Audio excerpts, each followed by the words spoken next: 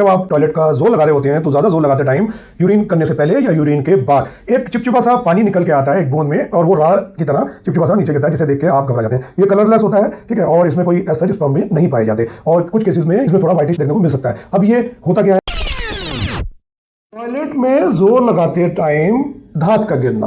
तो ये धात क्या होती है, ये क्यों गिरती है, इसके क्या लक्षण होते हैं, इससे क्या क्या नुकसान होता है, और आप इसको कैसे कंट्रोल कर सकते हैं घर पर ही।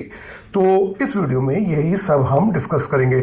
मैं हूं डॉक्टर अली और मैं पिछले 27 सालों से ईस्ट दिल्ली में प्रैक्टिस कर रहा हूं। अब सबसे पहले समझेंगे धात है क्या।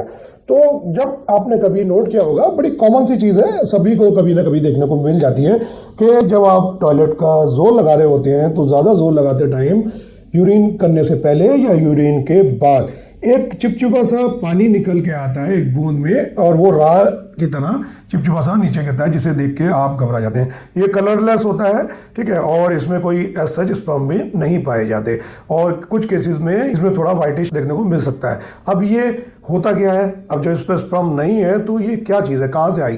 तो जो आपका वीर्य बनता है ये खाली स्पर्म नहीं होते, इसमें इस वीर्य में आपके कुछ ग्रंथियां होती हैं, उनका सिक्रीशंस भी होता है, उनका पानी भी होता है, जैसे कि प्रोस्टेट ग्लैंड का होगा, बल्बो यूरिथ्रल ग्लैंड का होगा, और कुछ अलग से ग्रंथियां होती हैं, तो उनका भी फ्लूइड मिलके आपका स्पर्म को बनाता है।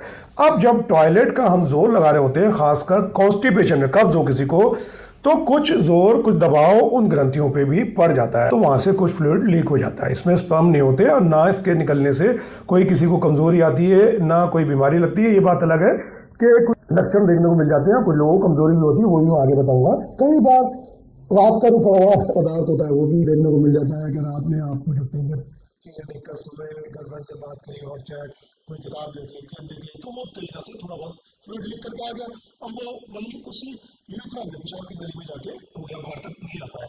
तो जब सुबह को आप जब जोर लगा रहे हैं तो उसे पुश मिल गया, प्रेशर मिल गया, तो वो बाहर आ जाता है, जिसे देख के आप 90% घबराए जाते हैं कि भाई इससे हड्डियां गल रही हैं, ये बाहर नहीं आना चाहिए। तो ये होती है धात, जो अपने आप में मेडिकल साइंस में कोई बीमारी नहीं है। मैं एडवांस मेडिकल साइंस की बात कर रहा हूँ, ठीक है, तो उसमें इसको बीमारी नहीं माना जाता। अब इसके कुछ कारण देख लेते हैं कि किन लोगों में ये ज़्यादा देखने को मिलती है। अब जैसे मैंने बताया, उत्तेजक चीज़ें जो भी दिमाग में ठरक चल रही है, आप ज़्यादा पॉर्न फिल्मों के शौकीन हैं, आप बहुत ज़्यादा हाथ चला रहे होते हैं, दिन रात आप मिलन के बारे में ही सोचते रहते हैं, तो ये ज़्यादा देखने को मिलेगा। आपको कॉन्स्टिपेशन है, आप फिर ज़्यादा जोर लगा रहे हो तो फिर ये उन पर प्रेशर पड़ेगा, तो ये ज़्यादा देखने को मिलेगा।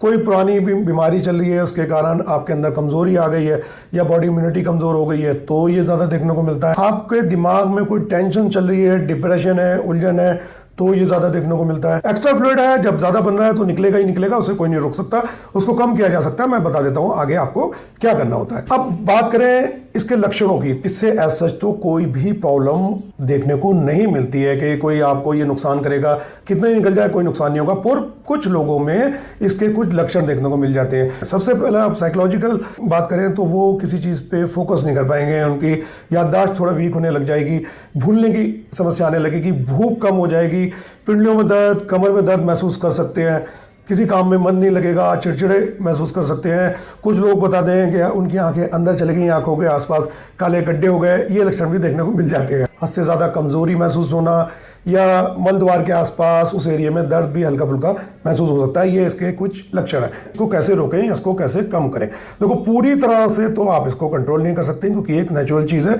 निकलेगी ही निकलेगी, कम आप इसको कर सकते हैं। तो सबसे पहले आपको अपने दिमाग में जो गंदगी है या उत्तेजना है, जो ठरक है, उसको कम करना होगा। आप 24 घंटे अगर इसके बारे में सोच रहे हैं तो इससे आपको उस सोच को बदलना होगा। आपको योगा, मेडिटेशन, एक्सरसाइज या कोई नई हॉबी में ध्यान रखना होगा। अपने पेट को साफ रखना होगा ताकि जोर ना पड़े, जोर नहीं पड़ेगा तो उन ग्रंथियों पर जोर नहीं पड़ेगा, तो ये कम से कम निकलेगा। और दूसरी बात ये है कि आप इसकी परवाह करना छोड़ दें। सबसे बड़ी इलाज ये देखा है मैंने कि अगर आप इसमें ज़्यादा ध्यान नहीं दे रहे तो एक लेवल पर आके खुद ब खुद कम होना शुरू हो जाता है और एक स्टेज पर दिखना ही बंद हो जाता है। क्योंकि ये जितना चिंता करते हो आप, चिंता से ये ज़्यादा बढ़ता है, ये भी एक फैक्ट है, और उसी से आपको ज़्यादा नुकसान हो रहा होता है। वो चाहे साइकोलॉजिकल लेवल पे हो या फिजिकल लेवल पे हो, आप अच्छी डाइट लीजिए, घर का बना हुआ खाना लीजिए, 8 घंटे की नींद लीजिए, कुछ मल्टीविटामिन भी अपने डॉक्टर से लिखवा लीजिए। इसमें आंवले का चूर्ण बहुत हेल्प करता है। इसको आधा चम्मच सुबह शाम दूध के साथ लेना होता है। 2-3 ग्राम तुलसी के बीज अगर आप मिश्री के साथ लेते हैं दिन में 2 बार, इससे भी आपको फायदा मिलेगा। गिलोय का जूस और शहद ये मिक्स करके आप लेते हैं रेगुलरली तो फायदा मिलेगा। आंवले का रस भी शहद के साथ लेंगे तो फायदा देखने को मिलेगा। ये इसके कुछ घरेलू उपाय हो गए। जय हिंद।